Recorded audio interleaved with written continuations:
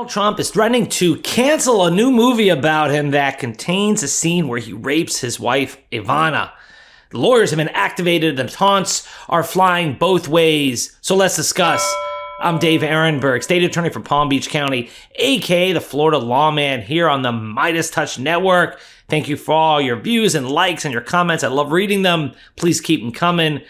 And you may have heard about this biopic that is out there about Donald Trump. It's called The Apprentice. It was a big hit at the Cannes Film Festival, and it is seeking an American distributor. And so Donald Trump has stepped in because he does not want you to see it, and he has threatened the movie with a cease and desist letter and with other potential lawsuits, defamation, and so forth. So the lawyers are involved, and the producers, creators of the movie are laughing it off, saying, "Hey, Donald, why don't you watch it? Maybe you'll like it."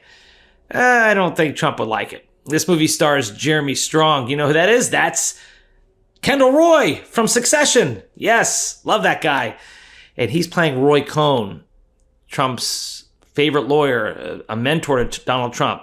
Now, Roy Cohn is an infamous person in history. He's someone who has had no ethics, who was a real scoundrel and hated, and at the end of his life died penniless, alone, friendless, and in disgrace. This is who Donald Trump wanted as his attorney general, as his personal lawyer, and every other lawyer fails to meet that standard to him. And so it's interesting that they're going to make Roy Cohn a big part of this movie. Well, now, if you're Donald Trump, the more you threaten to litigate, the more you threaten to cancel the movie, the more people want to see it. And so right now it's at the stage where the lawyers have threatened, and the producers of the movie are saying, make my day. But the movie still does not have an American distributor. So that may be Trump's intent, knowing that you're not going to be able to get prior restraint. Under the law, it's almost impossible to stop a movie from being shown. The First Amendment is broad. It protects biopics like this. And maybe you can sue based on defamation if there are lies in it, but truth is a defense. And even if you sue for defamation, it's a hard case to win, because as a public figure, you have to show actual malice. It's more than other people have to show. You have to show that the defendants knew the truth and were reckless disregard of it, that they intentionally lied. And when they have a scene that portrays Trump's alleged rape of his then wife, Ivana, it comes from Ivana's own words. Ivana was the one who told of this incident. Now later, years later, she recanted. But this biopic is about what she said at the time, and it portrays Trump as someone, according to Variety, it presents a damning portrait of the former president as an ethically compromised philanderer who stiffs contractors and cuts deals with the mob to get his buildings completed. It includes other controversial details, including a scene where Trump rapes his first wife, Ivana, and depicts him abusing amphetamines to lose weight, as well as undergoing liposuction and plastic surgery. The producers of the film said, quote, "The film is a fair and balanced portrait of the former president. We want everyone to see it and then decide." Trump's camp, however, responded with a blistering note threatening legal action. This, quote, "film is pure malicious defamation, should not see the light of day, and doesn't even deserve a place in the straight-to-DVD section of a bargain bin at a soon-to-be-closed discount movie store. It belongs in a dumpster fire," Stephen Chung, Trump campaign communications director, said in a statement. You got to be careful about protesting too much, because you then just generate interest in the film. And because of this back and forth, because of the cease and desist letter, because of the legal threats, now there's a lot more interest in watching this film. And here's the other cautionary tale for Trump and his lawyers. If you file a defamation action, then you open yourself up to discovery, meaning that the other side gets to look at your own documents and your own emails and text messages and gets to depose Donald Trump, put him under oath, and ask him potentially embarrassing questions. And so that's not where he wants to go. And that's why we've seen this before with Trump, where he has threatened lawsuits, sometimes filed them, and then will either dismiss them or his lawyers will get abused by the judge in court for filing a frivolous lawsuit. We saw this, for instance, when it comes to suing Michael Cohen. That lawsuit was temporarily dropped. He said maybe he'll file it again later, but that lawsuit went nowhere. According to the Associated Press, Donald Trump dropped his $500 million lawsuit against Michael Cohen, his former lawyer and fixer, who is now a key witness in a criminal case against him. Cohen and a Trump spokesperson said, but the former president did not waive his right to sue again. Trump had accused Cohen of spreading falsehoods with malicious intent and causing vast reputational harm for talking publicly about hush money payments made to women during Trump's 2016 campaign that are at the heart of criminal charges he faces in New York. Trump was also accused Cohen of breaking a confidentiality agreement that he signed as a condition of his employment. Yeah, don't expect that lawsuit to be filed. Again, what happens, you file the lawsuit, and then you withdraw before you have to sit for a deposition and engage in discovery, and you threaten to file it again, knowing that people will forget and it won't happen. To try to save face, you say, yeah, we're just temporarily pausing the lawsuit. Yeah, not going to happen. We saw this also with the lawsuit he filed against Hillary Clinton.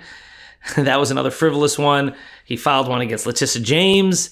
That was also dismissed. So there's a long history of it. And as far as the Hillary Clinton one, according to the Associated Press, back in 2023, a Florida judge sanctioned former President Donald Trump and one of his attorneys, ordering them to pay nearly $1 million for filing what he said was a bogus lawsuit against Trump's 2016 rival, Hillary Clinton, and others.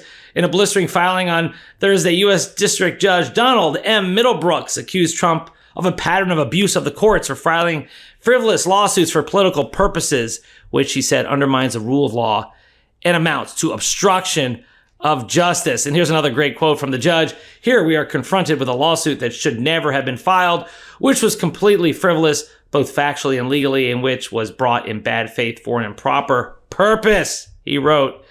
So that's the lesson here. You don't want this thing to continue because you could be sanctioned by a court. You could open yourself up to discovery. Also, you cause more attention to this film, especially as the election approaches. But so far, Trump's lawyers seem to be getting what they want. The film has not found an American distributor yet. And perhaps that's because of the threats of litigation. Any distributor would have to deal with the cost of litigation. So perhaps that's what Trump's intending to do here with the cease and desist letter, with threats to sue. But in the end, if the lawsuits go forward, they're unlikely to win and most likely will be dismissed, or a court will dismiss it for them. I liken these lawsuits to bees.